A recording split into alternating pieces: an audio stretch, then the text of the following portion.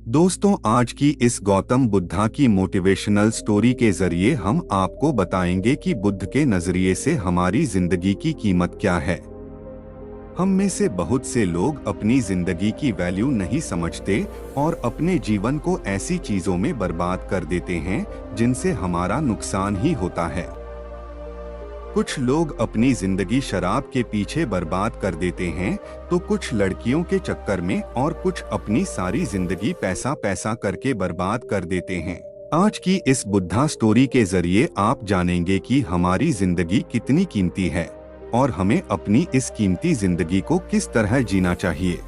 एक बार की बात है, गौतम बुद्ध अपने शिष्यों को जिंदगी से जुड़ी अच्छी बुरी चीजों का ज्ञान दे रहे थे।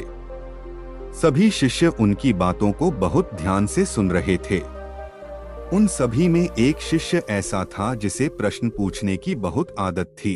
वो उठकर गौतम बुद्ध के पास गया और उनसे बोला, आप हमें जिंदगी के बारे में जो कुछ सिखा रहे हैं उस सब का क्या फायदा, क्योंकि हम में से बहुत से बच्चों को ये भी नहीं पता कि हमारे जीवन का मूल्य क्या है और ये जीवन हमारे लिए कितना कीमती है। पहले आप हमें ये बताइए कि इस जीवन का मूल्य क्या है। अपने शिष्य की बात सुनकर गौतम बुद्ध अपने कक्ष में गए और एक चमकता हुआ पत्थर का टुकड़ा लेकर आए। वो टुकड़ा उन्होंने अपने शिष्य को दिया और बोले, मैं तुम्हें इस जीवन का मूल्य तब बताऊंगा जब तुम इस पत्थर का सही मूल्य पता लगाकर आओगे। साथ ही ये ध्यान रखना कि तुम्हें ये पत्थर का टुकड़ा किसी को बेचना नहीं है। गौतम बुद्ध की बात मानकर वो शिष्य बाजार की तरफ चला गया। बाजार में सबसे पहले उसकी नजर एक फल बेचने वाले पर पड़ी और उसने वो पत्थर उस फल वाले को दिखाया और बोला, इस पत्थर के बदले आप मुझे कितने फल दे सकते हो। फल वाला बोला, ये पत्थर कुछ खास तो नहीं है, लेकिन फिर भी इसके बदले में तुम्हें 10 केले दे सकता हूँ। वो शिष्य उस पत्थर को लेकर आगे चला गया।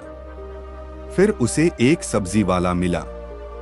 शिष्य ने उस सब्जी वाले से उस पत्थर की कीमत पूछी। सब्जी वाले ने उस पत्थर को ध्यान से देखा और बोला, इस पत्थर की कीमत के बदले में तुम्हें ज्यादा से ज्यादा एक बोरी भरकर सब्जियां दे सकता हूँ।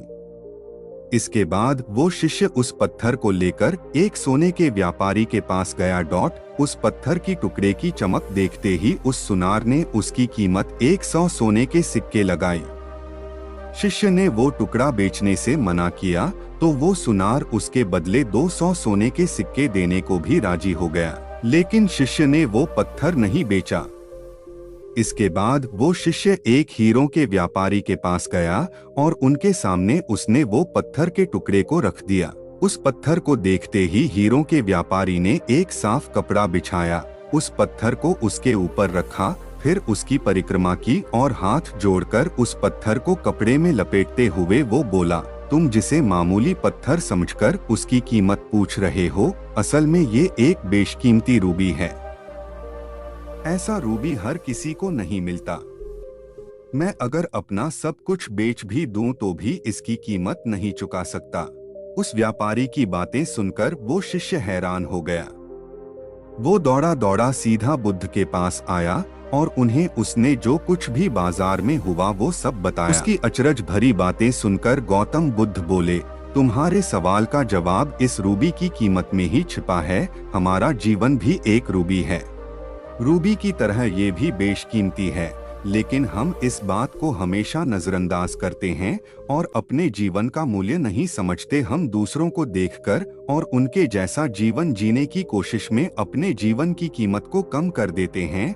हम ये सोचते हैं कि हमारी जिंदगी की कीमत वही है जो दूसरे हमें बताते हैं, लेकिन ये बात हमेशा ध्यान रखना कि सामने वाला अपनी हैसियत, बुद्धि और अपनी समझ के हिसाब से तुम्हारी कीमत लगाता है। जिंदगी सिर्फ एक बार मिलती है, इसलिए इसको बर्बाद ना करें। अपनी जिंदगी को उतना ही कीमती समझें जितना कीमती आप अपने बैंक में रखे रुपयों को समझते हैं। आज के समय में लोग अपनी जिंदगी से ज्यादा कीमती प्यार, पैसों और दिखावे से भरी चीजों को समझते हैं। प्यार के चक्कर में लोग सुसाइड कर लेते हैं। पैसों के चक्कर में ऐसा काम करने लग जाते हैं जिससे उनकी जिंदगी बर्बाद हो जाती है। नाम कमाने के चक्कर में उल्टे सीधे काम करने लग जाते हैं। हमेशा याद रखें कि दिखावा करना जरूरी नहीं है। प्यार दोबारा मिल सकता है, पैसा फिर कमाया जा सकता है, लेकिन जिंदगी को फिर से पाया नहीं जा सकता। इसलिए अपनी इस बेशकीमती जिंदगी को अच्छे से जिएं। हर पल का आनंद लें।